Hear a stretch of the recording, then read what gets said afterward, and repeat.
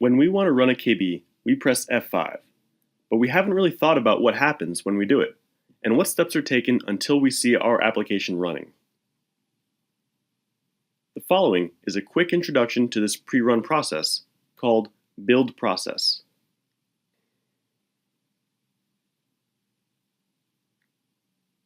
When we press F5, the first thing Genexus does is to perform an impact analysis of the database. That is, check if changes are needed in the database structure to reflect the changes we've made to our application model. If the database needs to be adjusted, an impact analysis report is shown, detailing the changes that should be made, and the SQL statements that would be executed if the reorganization is confirmed.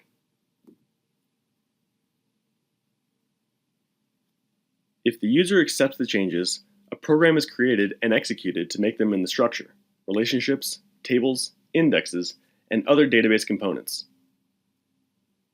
After the impact analysis comes the specification stage, in which Genexus checks the syntax and logic of the KB objects, updating modules and pattern instances, and importing resources if necessary.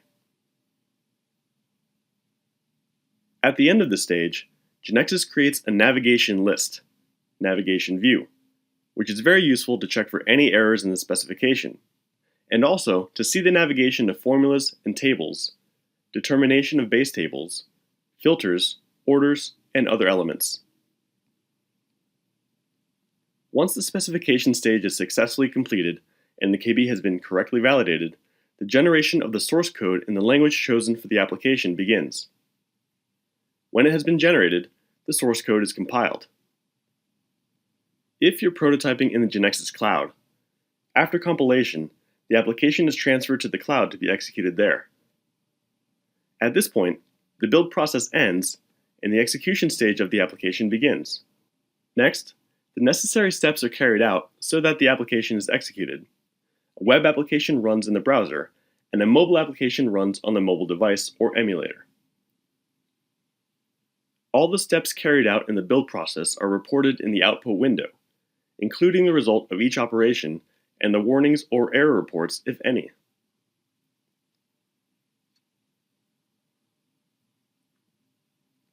As we've seen before, pressing F5 runs the build process and executes the application.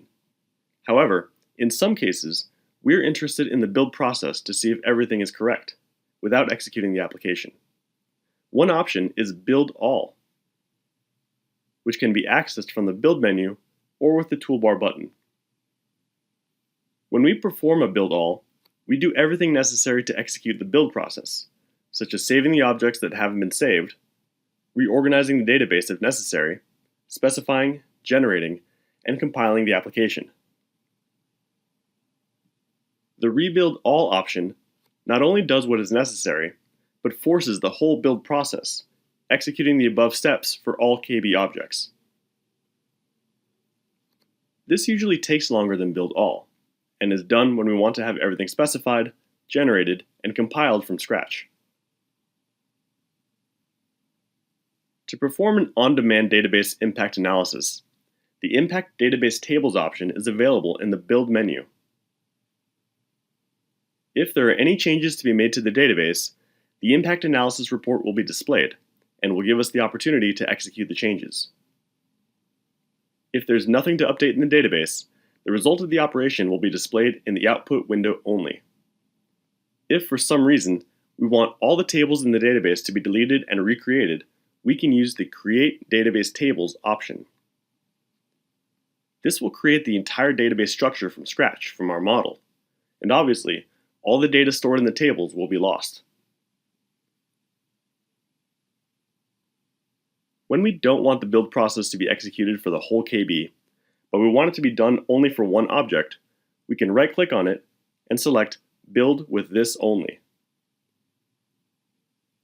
If we're prototyping there, this will specify, generate, compile, and eventually transfer to the cloud only the object that we're interested in, whether it's a main object or not, and the result information will be in the output window. If there's an error, the navigation list is opened to display it. When we want to specify only one object, without continuing with the other build stages, we can select the View Navigation option, which will execute only the specification stage and will open the navigation list afterwards. When we set the main object property to true, there are other options available to execute on the object. By right-clicking on the object, we can perform the build, rebuild, run, run without building, run with this only operations, in addition to the ones we saw before. The run with this only option is used to build and execute only the selected main object, ignoring changes in any other object.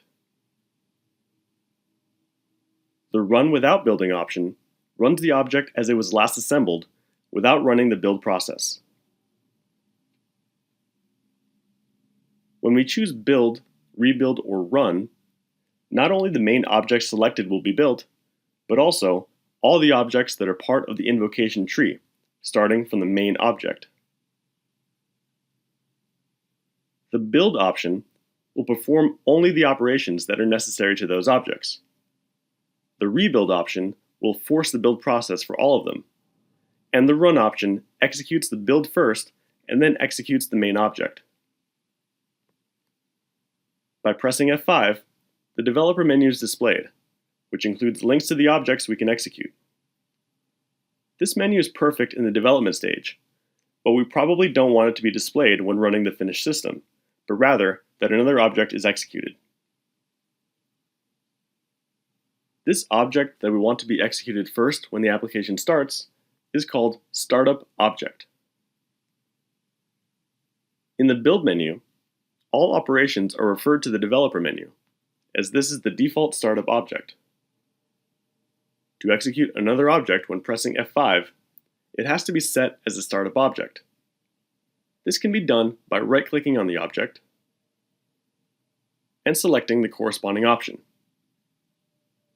From that moment on, we'll see that the Build menu options change, and instead of the build and run operations being performed on the Developer menu, they'll be performed on the object set as startup. If for some reason we want the Developer menu to be the startup object again, in the trial version, we go to the Build menu and then choose Set Developer Menu as Startup. When running the full version, this is done in the Environment property, as we'll see later. To learn more about the build process, you can read the chapter with the same name in the Genexus Analyst course, using the link shown on screen.